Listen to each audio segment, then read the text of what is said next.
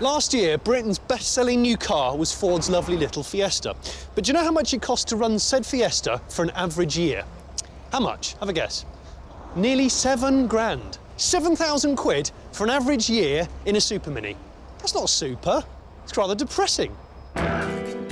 Fuel for the average annual mileage is nearly 2 grand, and insurance another £400. But the biggest expense everyone forgets is depreciation. Typically, cars like this will be worth nearly 4.5 grand less after 1 year. That's why, to me, new cars struggle to make financial sense. So today, I'm going to recommend 3 second-hand cars that have stopped depreciating. Almost entirely. Almost. I've got a petrol, a diesel and a hybrid, and they've almost stopped depreciating because they're all quite rare. They also cost peanuts to fuel and insure. Let's start with the petrol, a 2003 Smart Roadster, yours for less than 4 grand. The recipe is very simple. Rear-engined, little triple-cylinder turbo.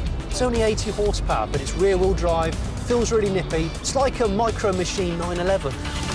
Compared to the brand new Fiesta, and even with slightly higher sports car insurance, the worst-case scenario depreciation of £560 means the Smart would cost me £4,084 less to run for a year. Couple of things to look for with these little scamps. Take the Smart straight to a jet wash because you are looking for leaks. You want to be lifting the carpets, check for damp. Also, underneath the windscreen wipers, that panel was known for letting water in, and that can cause electrical chaos. So check all the electrics work. You've been warned. Next up, the Audi A2 TDI, which today can be found for just 3.5 grand.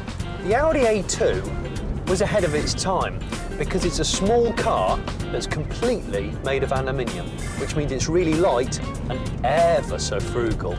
The car's got a good amount of grunt from this 1.4 3-cylinder turbo engine. You'll do 50 to the gallon however you drive it. Compared to running a new Fiesta, this would save you a massive £4,378 over the course of a year. When buying an A2, don't try and lift the bonnet as per usual, because it doesn't. Instead, you just lift down this flap to check the fluids.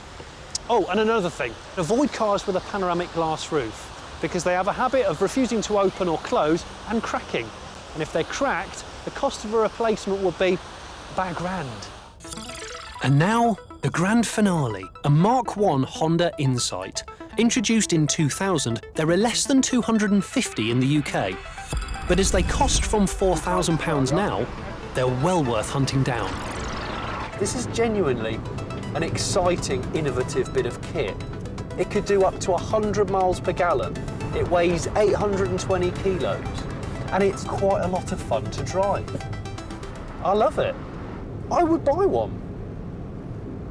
I might buy one. The superb fuel economy helps make the overall saving for 12 months motoring compared to a new Fiesta a massive £4,795. Blimey. The first generation Insight has proved itself to be a very reliable tool. However, after a decade, the batteries, which live under there, do deteriorate. So if you haven't had them replaced recently, you could be faced with a bill of £1,000. My value for money miracles. Proof that you don't have to sacrifice any style or fun to slash thousands of pounds off your motoring bills.